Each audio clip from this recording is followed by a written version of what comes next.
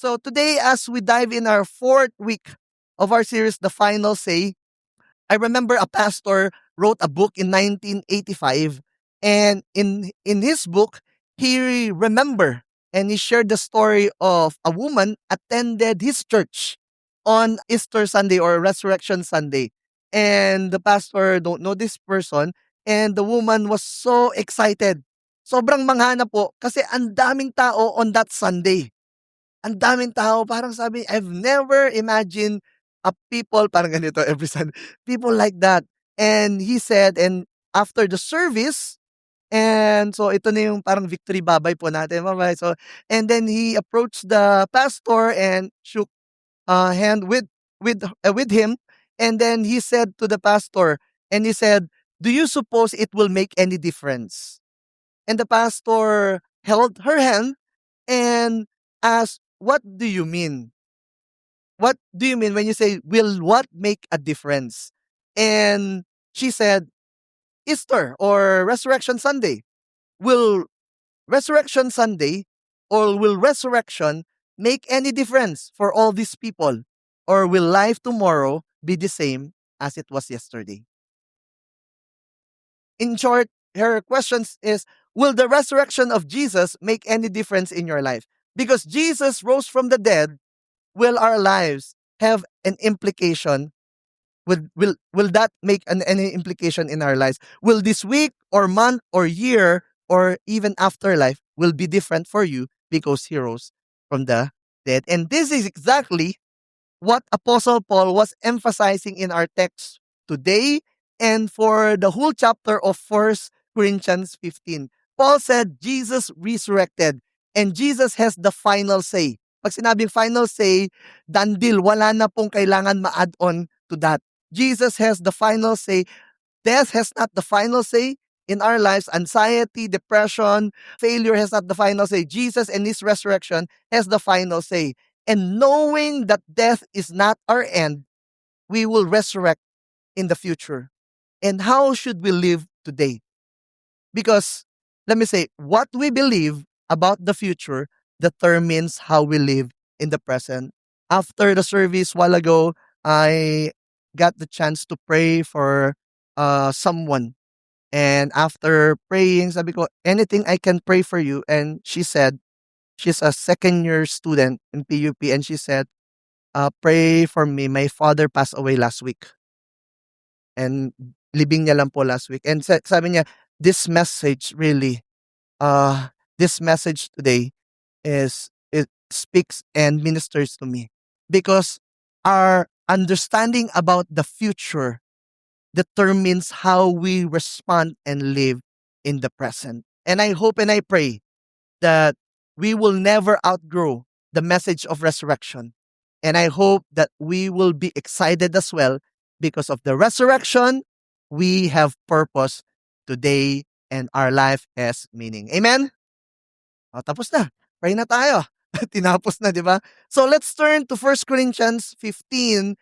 We'll pick up from verse 29 to 34. Can I invite everyone, including our cinema tree, to all stand in reverence to the Word of God? If you have your Bibles with you, thank you. Please bring it out.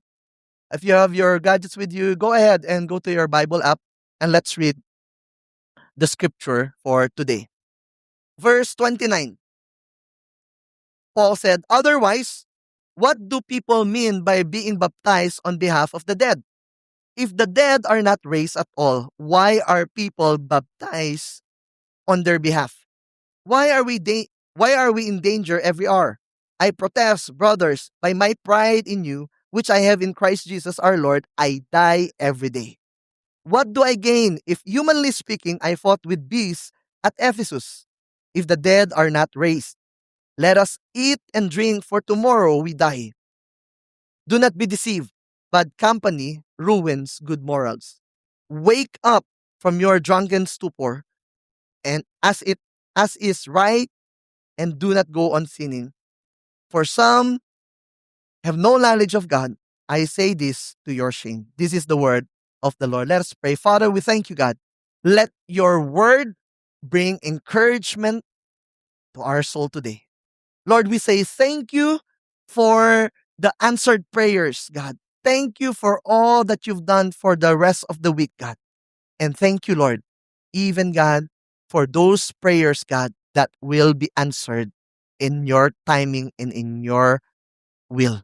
So, Lord, I pray, God, as we listen to your word, I pray, Lord, that may we find meaning and purpose because you resurrected. Because of your resurrection, it gives life to our weary soul. Bless the preaching of your word in Jesus' name. Amen and amen. We can all be seated. So, at this point of chapter 15, meron ka bang katabi meron ba kayo dito, hindi niyo yung katabi niyo, yung hate na hate niyo yung paulit-ulit? Yung paulit-ulit, paulit-ulit, 'di ba? Paulit-ulit. Now imagine this is chapter 15. Paul was kinda agitated with some of the Corinthian believers. Parang paulit-ulit kayo, 'di ba? How many times did I address this statement? Because they believe, and some Christians in Corinth, they claim to follow Jesus but denied the resurrection of the dead. Now, it's one thing just to believe, but another thing for you to live that out. And there's an implication for you if Jesus didn't rise from the dead. Now, Paul confronts them with a pressing statement that now that the resurrection is true, what should change now? And here's the concluding thought, and we're going to unpack that. The resurrection of Christ gives meaning to our suffering and purpose to our daily living. We've talked about that week one, our foundation. Our resurrection of Jesus is very foundational in Christian doctrine because everything that we believe hangs on in the historical evidence and historical facts and the reality that Jesus rose from the grave. That's why it's the foundation. And it's our hope, not just in this life, but even in eternal life. And we've learned last week, naalala niyo pa yung last week? Okay? Yes na lang. Yes. That in Christ we are victorious. Now, in Christ we are victorious. Victory is not something we attain. We are not doing life. We are not fighting for victory. We are fighting from victory. That's who we are as children of God, as God's people. Now, today, it gives purpose to our daily living. Why does this matter? Because we all suffer in this broken world. Sino na po sa inyo dito, you follow Jesus and you suffered for the sake of the gospel? Na-persecute ka at one point. Parang yung faith mo, parang pinersecute ka, maybe a family of yours. Yung nagdusa ka, hindi dahil sa kasalanan mo. Nagdusa ka because of the message of the gospel. Just raise your hands. Meron ba dito? Meron ba? Yes. Taas nyo lang kamay nyo. Okay. Tignan nyo yung magkatabi nyo, hindi pa sabihin mo magdudusa ka rin, magsasuffer ka din. Iba sa inyo parang, thank you ah. Okay, na-encourage ako. Now, in following Jesus, we can suffer for following Jesus. Suffering and trouble is not, parang, how many of you here, you love the Bible? Yes. Yung iba, hindi po, ayaw nyo po. Yes, we love the Bible. And how many of you love the promises in the Bible? Come on. Yes. Okay. But there are also promises that nobody wants. And one of, because may book The Promise Nobody Wants. Diba? Gusto mo ba ng promise ni Lord? Okay. Ito promise niya, trouble. Ito promise niya, suffer. Parang, hindi po. Yung gusto ko yung the plans of the Lord, to plans to prosper you. But, di ba gusto natin? But there are promises in the Bible that is for those who follow Him.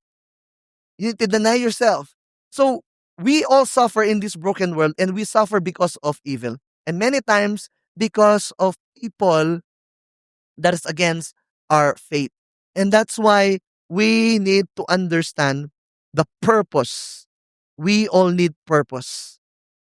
Because we are not just, hindi po tayo in this life para pong, ano yung word na nagtra-travel lang tayo? We're just traversing in this world. No, may purpose bakit tayo nandito sa mundong ibabaw. May purpose bakit dyan ka nag-aral at dyan ka nagtatrabaho. At kahit laging every year pinagpe-pray, Lord, lilipat na ako. Pero after 10 years, nandyan ka pa rin sa trabaho mo. May purpose. Okay? Sa family mo may purpose. Huwag kang lumipat, okay? Diyan yung family mo, okay?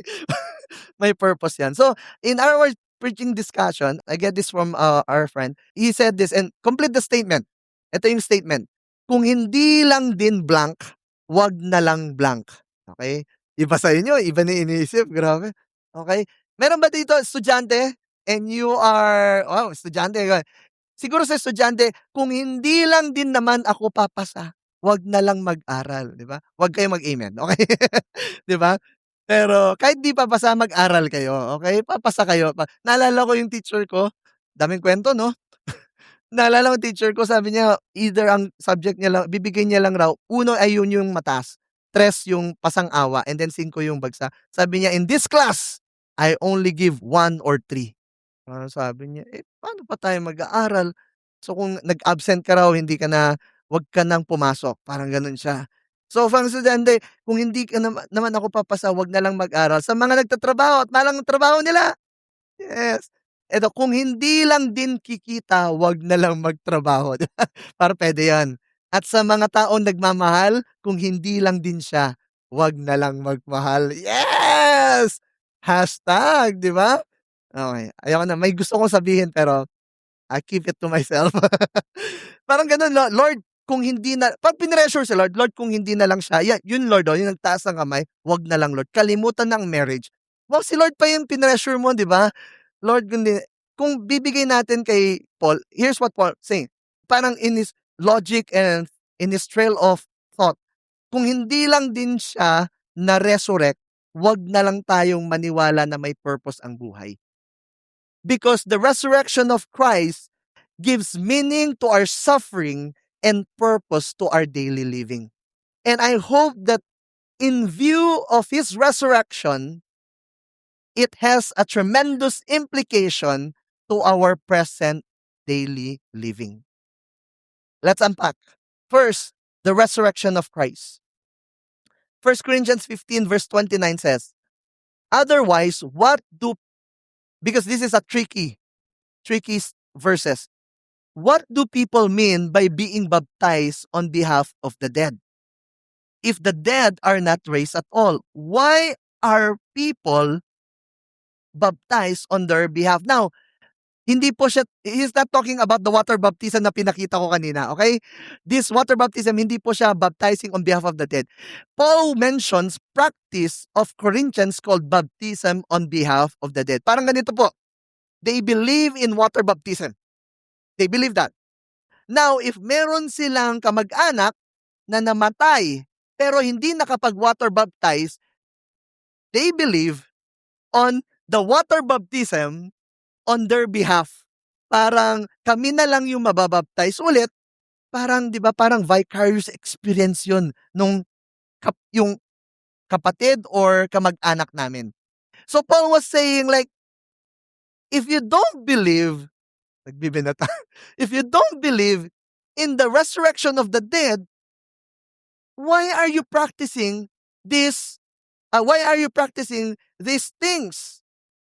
So parang in short, ano bang silbi nung ginagawa niyong water baptism on behalf of the dead, eh wala na, hindi naman kayo naniniwala that that person died. 'Di ba sa inyo, yung death, that's the end. This body, pag namatay ito, dead end. GG, tapos na. Why are you trying to do something in order to somehow magkaroon ng hope yung body? Nagigets nyo? Okay, there are different views on this, but it's more of like, for Paul, if there is no resurrection, why are you doing this? What is the point if there is no life after death? Now, they believe that if a person died, wala na, tapos na yung buhay niya.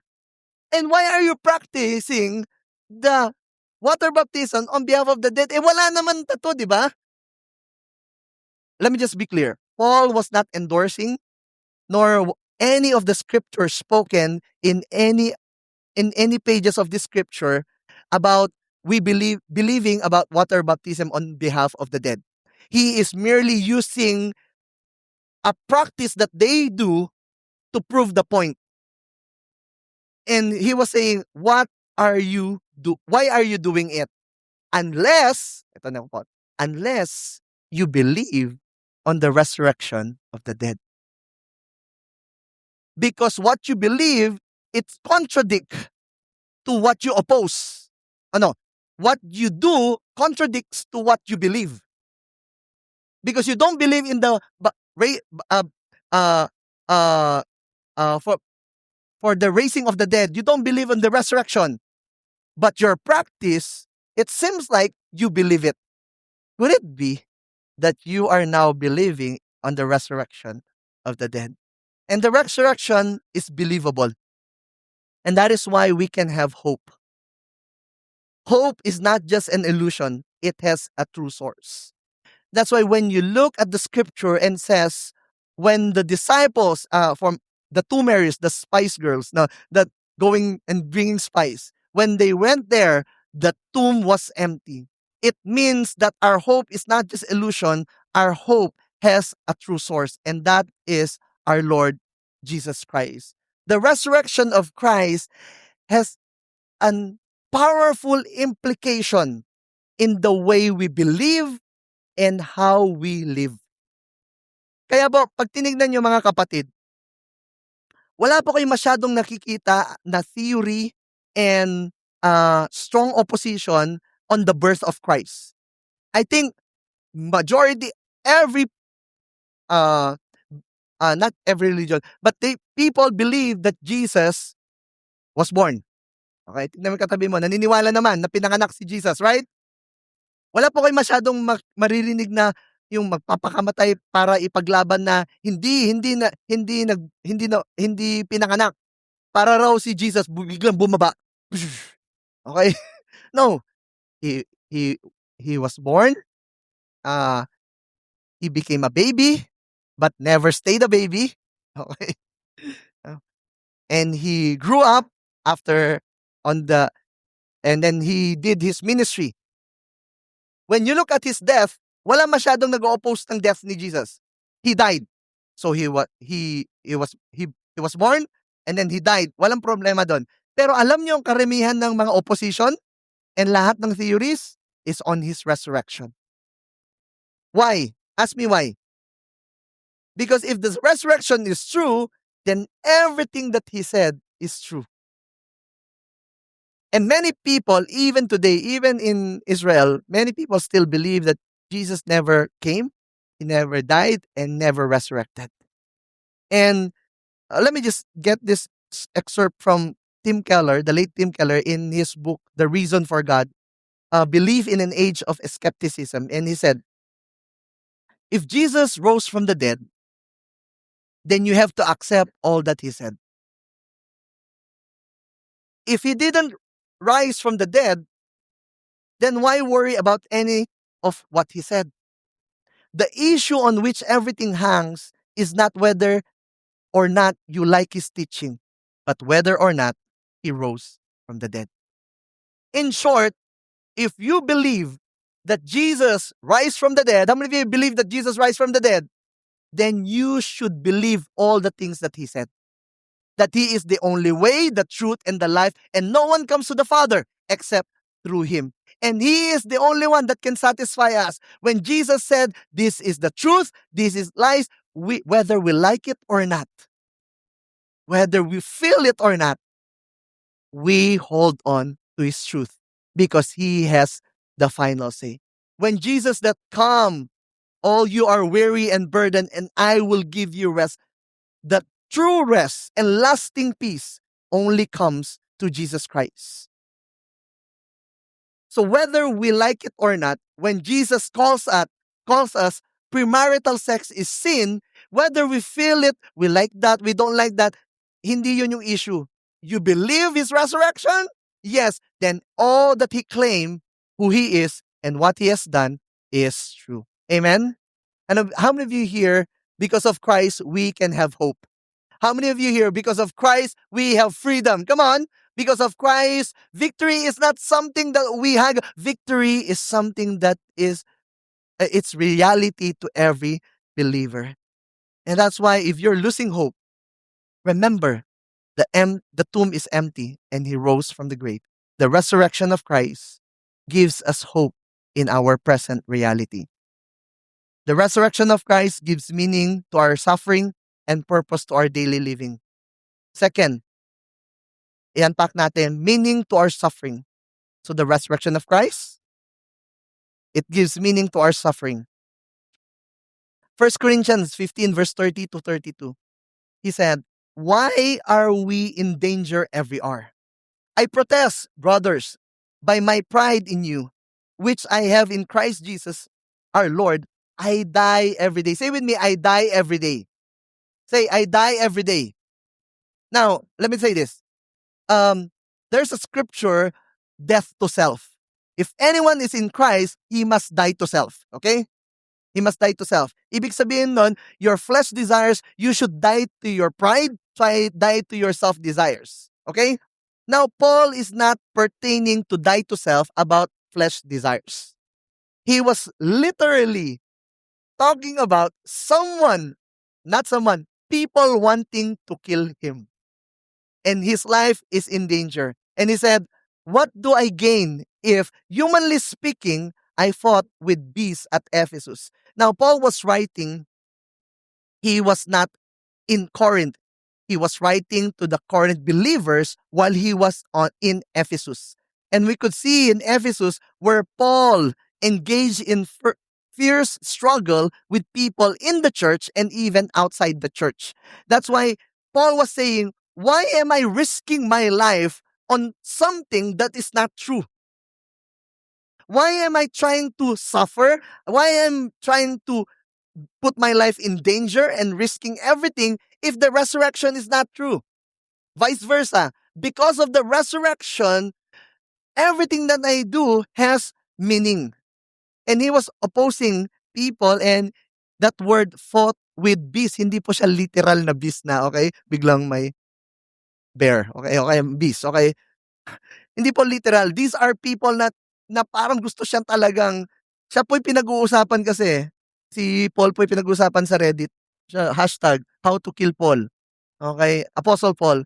Siya yung laman ng TikTok, social media, sa X, siya yung laman. Hashtag, di ba?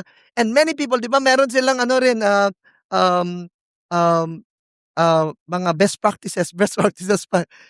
And Paul felt that, why am I risking my life if I don't believe into something that I'm risking my life? And Paul refers to risky, costly actions and that danger. In Paul's logic, why suffer, serve, or sacrifice if death is the end? Vice versa. Because death is not the end. Death has not the final say. Christ and his resurrection has the final say. We can suffer, we can serve, and we can sacrifice. Let me say that without resurrection, sacrifice is foolish. With resurrection, sacrifice is worship. May katabi ka bang laging nagsasacrifice? Okay? Para sa pagmamahal niyo sa bawat isa, di ba? Pero every sacrifice that we have, you listen, every sacrifice that we have for God and for the kingdom of God is never in vain. Every sacrifice that we have in the presence of God is worship before God. It's foolishness in the world, but let me tell you, one day they will be proved wrong. For now, it gives meaning to our suffering, but one day people will be proven wrong because Christ's resurrection is true. And because of that, we can suffer, we can serve, we can sacrifice for the Lord. And this is why we have missionaries. Noong last time, di ba, we're talking with Pastor Paul. Kilala niyo pa naman Pastor Paul niyo, di ba? Si Paul, sabi ko, sure ka ba? Sabi ko lang, yung transition niya, ayaw kong pakinggan ka. Gusto kong, Ben, totoo ba? Si Ben talaga, sure ka? Okay. Why are you leaving Santa Mesa with beautiful people? Yeah. Parang di kayo naniniwala. Okay. Beautiful people, mahilig tayong kumain and all. Saya-saya kaya dito. And then pagpunta niya sa Dubai, 'di ba? Start ng bomba, parang start fireworks. Hindi pala minsan fireworks raw tawag nila doon. Fireworks para siya, Lord, narinig naman kita, 'di ba? Why are we sending missionaries? Why are we bringing people to so-called the nation of suicide bombers? Why are we bringing people to communist nation? Why are we doing this? Because gusto natin silang mag-suffer? No, because every suffering, every service, every sacrifice that we have for the sake of the gospel is worth it. And it gives meaning because He lives. Our sacrifice has meaning. Our suffering has meaning. We can serve without recognition. We can endure hardship for righteousness. And we can remain faithful even when it costs us. D.A. Carson says, "You are not suffering from anything a good resurrection can't fix." I hope that understanding that are suffering today for the sake of the gospel. Again, you're not suffering because not because of your foolishness, okay? Not because of your sin. Suffering for the sake of the gospel has more meaning because of Christ's resurrection.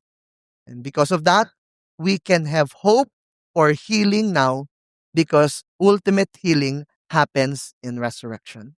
We can have hope for justice now because ultimate justice happens in the resurrection.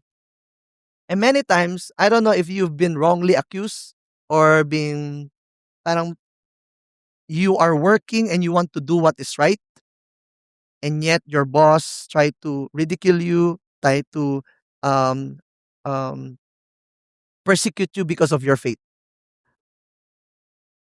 One day, ultimate justice will be served, and no one can escape that justice. How many of you here, you have hope for our nation? I hope that we will never be desensitized what's happening in our nation. And let's do whatever little we can. We are not the answer to our world's problem, but we can be God's hands and feet. We can be hopeful because one day ultimate justice will be served. And no one can escape with that. And if those of you are going through suffering for the sake of the gospel, your family don't understand you, people persecute you, people call you by name, di ba yan yung alive, yan yung ano, because of your faith. Remember, you can endure and you can persevere because the resurrection of Christ gives meaning to our suffering. Don't find your meaning in your suffering. Find the meaning of your suffering in the resurrection of Christ. Amen? The resurrection of Christ gives meaning to our suffering and last, and purpose to our daily living. Purpose to our daily living. 1 Corinthians 15:32-34 says, "If the dead are not raised, let us eat and drink, for tomorrow we die." Do not deceive. Do not be deceived. In other translation, bad company corrupts good character. Don't just be watchful on what you believe, be watchful also who you with. And he said, "Wake up from your drunken stupor. As it right, do not go on sinning." Now, Paul quotes a popular saying. And this is the saying, "Let us eat and drink, for tomorrow we die." Again, Paul was not saying na ito yung gawin natin. No, no. He was quoting again, saying, this is people that don't have an idea about the resurrection. They can do their life as if death is the end. Now, here's the philosophy of a world without resurrection. A world without resurrection can live for pleasure. Ito po yung hashtag YOLO, you only live once. You can do whatever you want because they believe, and even in our nation, we believe in the resurrection of Jesus, and yet we don't live as if Jesus resurrected. Are you here with me? Yung resurrection niya parang, naniniwala ka ba sa resurrection? Wala po siguro magsasabing hindi sila naniniwala. Most 90% or 95% of our nation, they believe in the resurrection of Christ. But they don't practice the resurrection of Christ. Because if you believe that Jesus resurrected the grave, then they should be an implication on how we live today. In a world without resurrection, live for pleasure, avoid restraint, and forget holiness. That as if death has the final say. But death has not the final say. Christ and his resurrection. So if there's no resurrection, then there's no future judgment to consider. But what we see, Hebrews tells us that after we die, we face judgment. And no one can escape. Walang attorney na magbe-bail out sa'yo.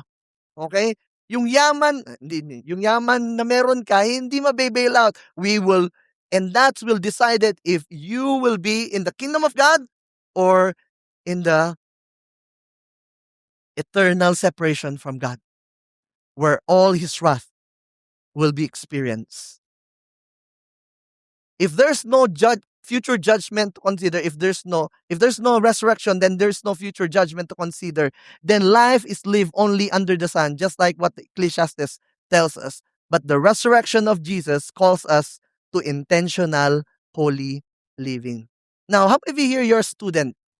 Student, di ba? And you are believing one day gagraduate kayo? Yes. Imagine a college student who believes that nothing matters after graduation. Because to all working, alam naman natin na hindi totoo yun, di ba? If a student believe that nothing happens or nothing matters after graduation, I can cheat, I can party recklessly, di ba? Parang pwede akong sabog, pwede akong papasok kung gusto ko, I can neglect growth, I can wake up late and all, pwede pumasok, feel ko ba, hindi ko feel ko. But how many of you know that that is foolishness? Because pagka-graduate mo, sasabihin namin, welcome to the real world. Okay? Tama ba mga singles? Tsaka mga family? Di ba? Okay, sarap maging estudyante, di ba? Oh, ito. Imagine, graduation or commencement exercise is not the end. Commencement, it means it's the start of new things. Graduation is not graduating ka from, it's commencement. You are starting something. So if they believe their future career depends on today, if you're a student, if you believe that your future career depends on today, how many of you know that's important to form a good habits? How many of you know it's important for you to listen to your calculus na hirap ka na? How many of you know it's foolishness for you not to listen to people, to your teachers, and to those people who will helping you with your studies? Same goes. The resurrection calls us to intentional holy living because we know that because of Christ, this is our destiny. Next week dapat yun. This is our destination. This is what we will look like. Then the implication for us today is to live intentional holy living. Resurrection empowers us for repentance, not complacency. The more I understand the resurrection of Christ, the more I repent, not to be self-righteous, but Lord, thank you. Lord, I'm sorry. Hindi po siya, okay lang yan. Light sin lang naman yan. No, it should lead us into repentance. Resurrection empowers us as well to live with purpose, not passivity. Ibig sabihin, if you're a student, if you're a single professional, if you're a family, hindi po tayo namuhay as family. Mga families ba nandito po? Hindi po tayo ang purpose po natin, hindi lang po para palakihin yung mga anak natin. God has a purpose and life is beautiful. And a person without meaning and purpose in life miss out the very thing that Christ came and Christ died and Christ resurrected and he gave to us. Resurrection empowers us as well to live a holy life, not half-hearted faith. Listen to this. The resurrection doesn't change our future. It transforms our present. When we understand because of the resurrection, this is our future, then it should transform our present reality. Let me call on the keyboardist to join me here. What is it for us? And for those of us who are working, We have 9 to 5 job. For those of us who are studying, nasa as if parang binigay ko na lahat. Parang wala. Remember that your labor is not wasted. What we do in this world is not wasted. For those of us who are suffering because of the resurrection of Christ, your suffering is not meaningless. In our suffering, God is also forming his Christ-like character in us. What a great privilege. One day we will all meet our Creator and said, Lord, what a privilege to share with your suffering. Hindi po siya kapantay katulad nung nagsuffer ka. But somehow, Lord, parang 1 ounce lang compared to your suffering, but I consider it as a privilege. If you're suffering, your suffering is not meaningless. And for those of us who obeys God, may katabi ka bang he obeys God? And continually to obey God. Not perfect, but by the grace of God, he obeys the Lord. Let me say that your obedience echoes into eternity. Your obedience today is not in vain. And your obedience today has a tremendous impact, not just for you today, but for the generations to come. And for those of you who are faithfully obeying the Lord, keep following Jesus. Keep fighting the good fight of faith. Never back down. Never give up. It seems like life is unfair, but hold on. You have hope because he resurrected from the grave. Let me just say this and wrap it up, that Christ's resurrection gives meaning to our suffering and purpose to our daily living. The way we view our suffering for the sake of the gospel, it will never be the same again because he rose from the grave. Many years later, the disciples suffered. Peter was hung upside down. John was beheaded. And many people,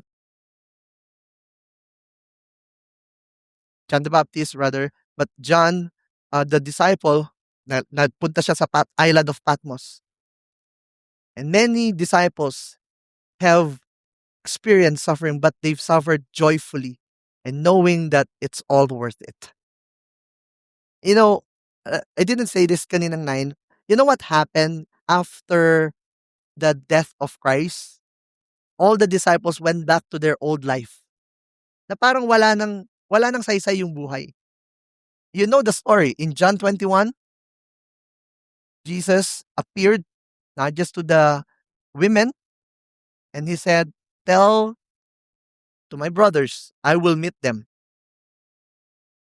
And then makita mo, sila Matthew, bumalik na sila sa probinsya nila, nag-fishing na, bumalik sila sa dati nilang bula, as if wala ng purpose. But when they saw the resurrected Christ, it gives meaning. There's purpose to their daily living. And as you do the daily grind of life, know that you are not doing it in vain. You're doing it in view of Christ's resurrection. Amen? Let's just all stand.